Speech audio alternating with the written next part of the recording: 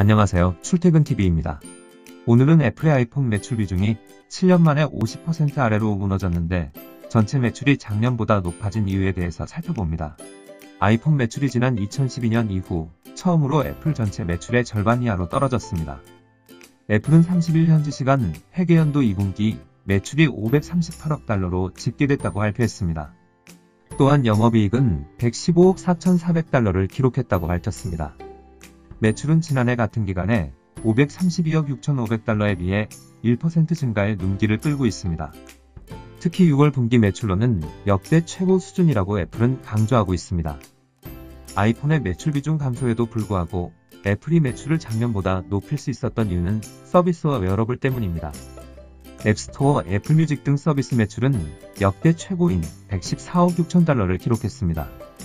팀 쿡 CEO는 스마트폰 시장의 호화로 인한 침체를 예상해 서비스 강화를 선언했었습니다. 최근에는 넷플릭스 대항마 애플 TV 플러스를 발표했었습니다. 웨어러블 홈 액세서리 매출 역시 55억 2,500달러로 블루투스 이어폰 에어팟에 힘입어 전년 동기 37억 3,300달러보다 크게 향상됐습니다.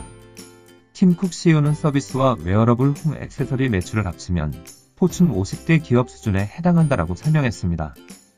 반면 아이폰 매출은 259억 9천만 달러로 지난해 같은 기간 294억 7천만 달러에 비해 크게 감소했습니다.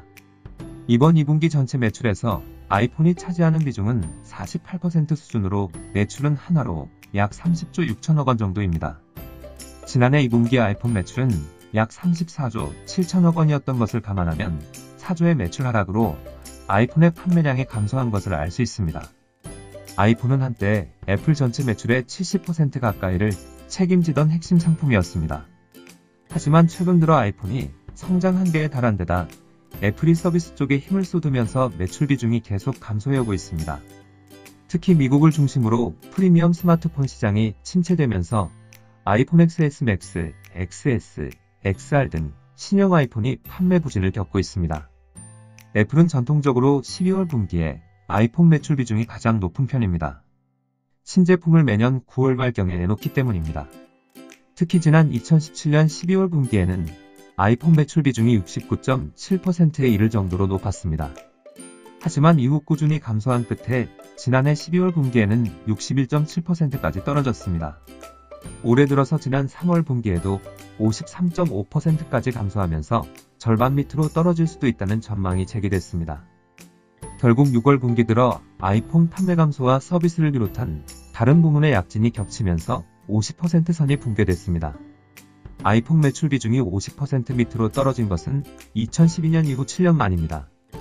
애플은 올해부터 개별 품목 판매량은 공개하지 않고 있습니다. 이에 따라 이번 분기 실적 발표 때도 정확한 아이폰 판매량은 밝히지 않았습니다. 하지만 예상과 다른 호실적이 발표되자 애플 주가는 시간의 거래에서 4% 넘게 반등했습니다. 출퇴근TV 오늘은 여기까지입니다. 감사합니다.